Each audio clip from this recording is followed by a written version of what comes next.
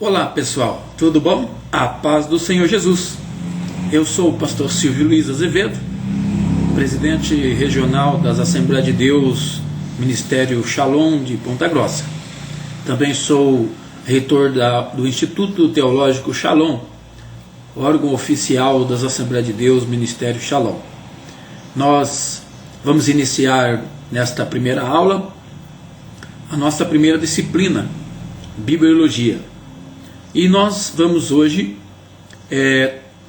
entrar diante de um assunto extraordinário, que é o estudo da Bíblia, ou doutrina da Bíblia. Nós vamos pegar vários conceitos, sobre a Bíblia. A Bíblia, meus amados, é um livro muito antigo.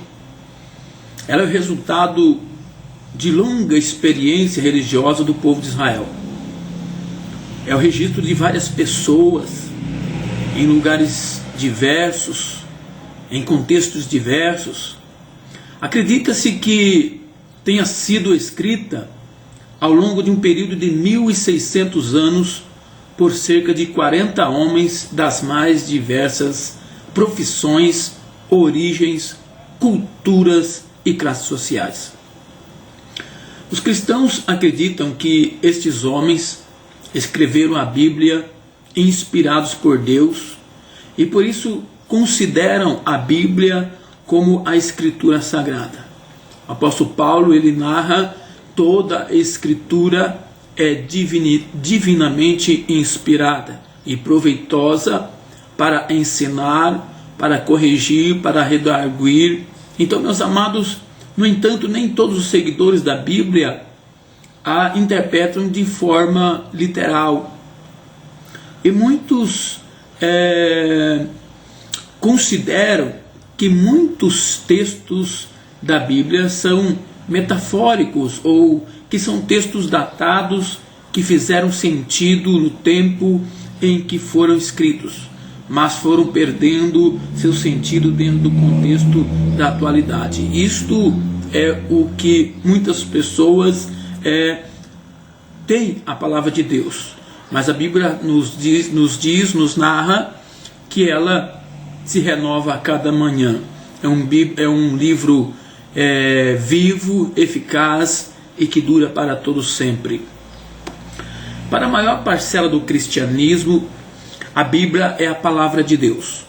Portanto, ela é mais do que apenas um bom livro. É a vontade de Deus escrita para a humanidade. Para esses cristãos, nela se encontram, acima de tudo, as respostas para os problemas da humanidade e a base para princípios e normas de moral. Agora, os não cristãos, de modo em geral, veem a Bíblia como um livro comum, com importância histórica e que reflete a cultura do povo que o escreveu. Em regra, os não cristãos recusam qualquer origem divina para a Bíblia e a consideram como de pouca ou de nenhuma importância na vida moderna. Ainda que na generalidade se reconheça a sua importância na formação da civilização ocidental, apesar de a Bíblia ter origem no Médio Oriente, a comunidade científica tem definido a Bíblia como um importante documento histórico, narrado na perspectiva de um povo e na sua fé religiosa. Muita da sua narrativa foi de máxima importância para a investigação e descobertas arqueológicas dos últimos séculos. Mas os dados existentes são permanentemente cruzados com outros documentos contemporâneos, uma vez que a história religiosa do povo de Israel singra em função da soberania de seu povo, que se diz o escolhido de Deus, e inclusive manifesta essa atitude nos seus registros.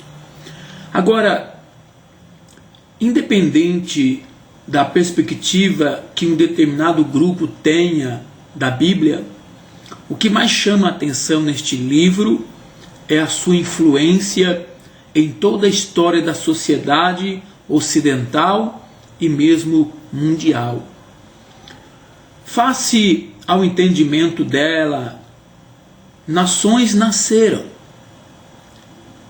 Muitos e muitas nações, nós conhecemos Estados Unidos e assim por diante. Povos foram destruídos, incas, maias. O calendário foi alterado, né? O calendário gregoriano. Em outros fatos que ainda nos dias de hoje alteram e formatam o nosso tempo.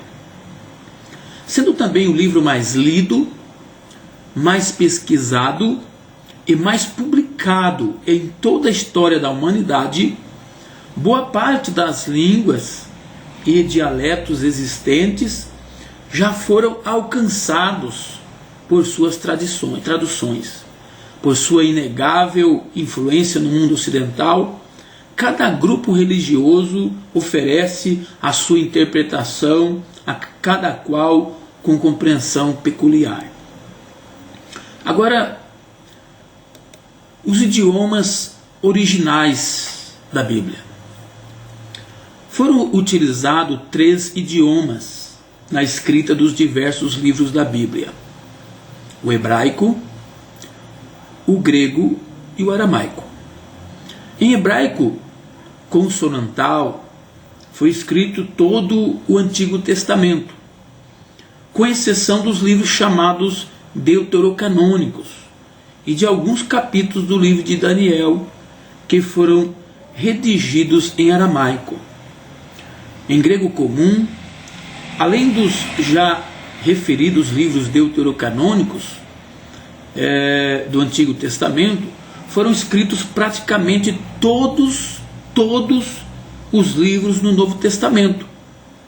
Segundo a tradição cristã, o Evangelho de Mateus teria sido primeiramente escrito em hebraico, visto que a forma de escrever visava alcançar os judeus. O hebraico utilizado na Bíblia não é todo igual. Encontramos em alguns livros o hebraico clássico, por exemplo, o livro de Samuel e Reis. Em outros, um hebraico mais rudimentar, e em outros ainda, nomeadamente os últimos a serem escritos, um hebraico elaborado com termos novos e influência de outras línguas circunvizinhas.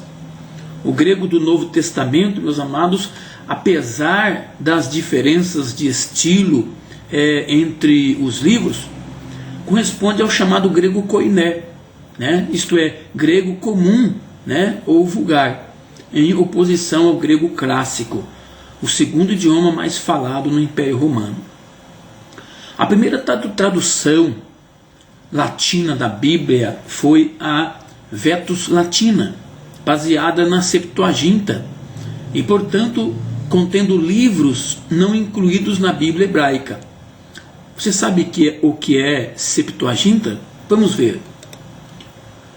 Septuaginta é o nome da versão da Bíblia hebraica para o grego koiné, traduzida em etapas entre o 3º e o 1º séculos antes de Cristo, em Alexandria.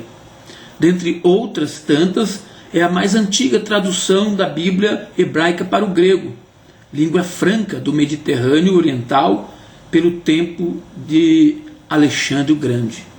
A tradução ficou conhecida como a versão dos 70, ou Septuaginta, palavra latina que significa 70, ou ainda léxico, pois 72 rabinos trabalharam nela e, segundo a história, teriam completado a tradução em 72 dias. Amém? Então, a Septuaginta foi usada como base para diversas traduções da Bíblia. A Septuaginta inclui